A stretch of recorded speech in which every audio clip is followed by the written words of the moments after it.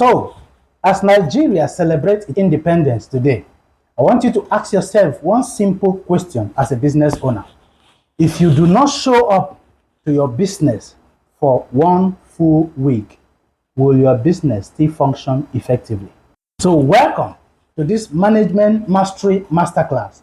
My name is Victor Iyamba, but you can call me Dr. VI. So, in today's class, we shall be talking about business independence. I'm here to show you how to build a strong business that can function effectively without your presence.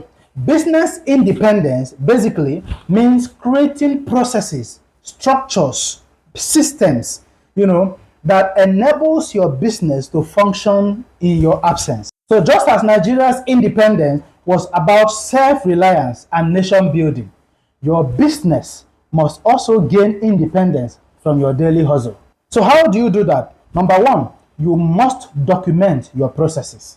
You must be able to document your processes. For those of you that are Christians, you understand that the Bible says that you must write the vision and make it plain so that he must run that readeth it.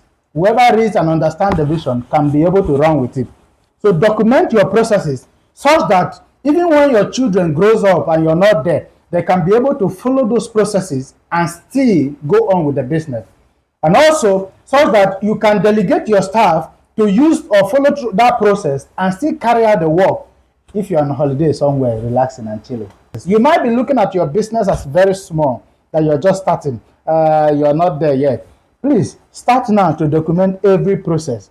If you're making bread, how do you make your own kind of bread? How do you get your flavor? If you're cooking food, you're a chef, whatever you do, document how you get your own flavor, how you get your own recipe. How do you get your taste of stew? How do you get your food to taste the way it tastes? Whatever you're making, if you're a photographer, how do you get those crispy images? How do you get those vibrant pictures? How do you get, those creative ideas? Document them. How do you make that, to happen? So that if you hand over that document, that documented process to a trusted person, that person can act, on your behalf without you having to be there to, supervise the process. Create a standard operating procedure, an SOP, for your staff to follow, for orders, for taking of orders, for delivery, for production, and so on. This will help to guide your business and help the business to function effectively even in your absence.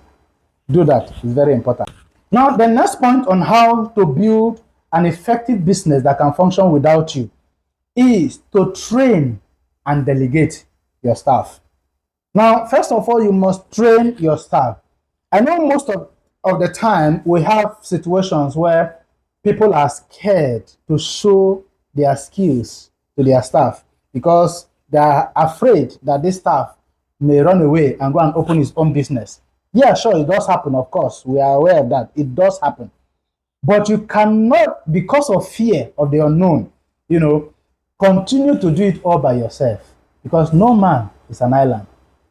One day, someday, you want to travel, go for vacation, or you might even have health challenges that will warrant you not to, come to work, where you have to stay back and take care of yourself. So you need to have a staff that you trust, that can handle certain things, that you can show one or two. Even if you're scared that this staff will go away with that knowledge and go and open himself, you are the innovator. You will always know how to innovate. You will always know how to improve on what you have learned over the years. So you shouldn't be, scared of sharing that knowledge with one or two persons that can act in your absence. You can't do it all alone. Delegation is very, very, very important. Now, the third point here is to use technology. Technology has made it very easy for business owners to monitor their businesses from any part of the world. Wherever you are, on camera, you can monitor your business. You have softwares that you can use to monitor your sales inventory processes. From wherever you are, you can log into that system and know how many stock you have available, how many has been sold, and so on. So you have to put those technology that can enable you, or that will enable you, monitor your business wherever you are. use, social media. So you can post wherever you are. You can post, make your interact with your customers without necessarily need to be there. Use WhatsApp. Use a lot of other sites. Use POS also, the point of sale. It can help you to reduce cash transaction in case you are scared that of theft. There are a lot of other automations you can apply in your business, and they will help you to monitor it even in your absence. So use this available technology. Technology has come to stay, and it has come to help us in achieving better results with great efficiency. That's what technology does. The next point here is to create accountability structures. Create accountability structures. People must learn to be accountable. There should be reporting format. There should be reporting structure, reporting line. So if you're not available, do you have report daily? Do you have report weekly on tasks? Create that form template for your staff and say, okay, I want to get daily updates on customer inquiry, customer information, customer complaint. I want to get it daily by close of business.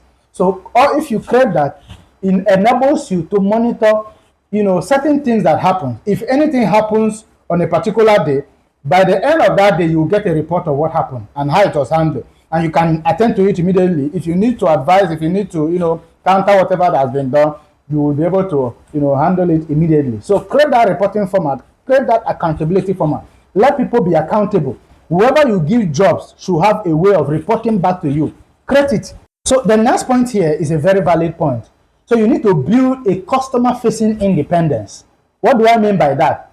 Many a times in most businesses or organizations, people come to the office and they request to see the boss. They request to see the oga. They request to see the madam. You need, as the owner of the business, to try and discourage that. I'm not saying you should lose your client always. No. You need that personal rapport with your clients, your customers. You need it. But sometimes try to let your staff handle them. Let your clients understand that your staff are proficient enough to handle certain inquiries, to handle certain things. So it's not everything that they must come to you. Let your client begin to gain confidence of your staff. And that will happen by telling them that, yes, my staff is professional enough, he's a sales expert, he's this, he's that, he can handle it even in my absence. He has been trained, he has worked with me for several years, and he has garnered several experiences and all of that. So build that trust and confidence in your client to be able to, follow whatever your staff has to, do. Because you cannot always be there. No matter how you try, you cannot always be there. Now, for the final step here, I would say you must instill an ownership mentality in your staff. Ownership mentality. Let your staff own the process. Whatever they are doing, let them own it. Let them see it as not just working for you, but also working for themselves. Because what we do not understand is that while you're working for someone, you're also working for yourself. That innovation, that delivery, that performance, that creativity, whatever you're doing in that job, you will use it someday to gain a higher job. So you're working for yourself. That experience you're gaining is for you. It's not for when you resign or you leave that employment, that the owner of the business will not take it away from you. So you must understand that whatever you are gaining as in form of experience and so on is for you. So let your staff understand that they own the business so that they can take it as their own when you're not there. They don't need to, to do eye service to see you before they function effectively. Let them own the process.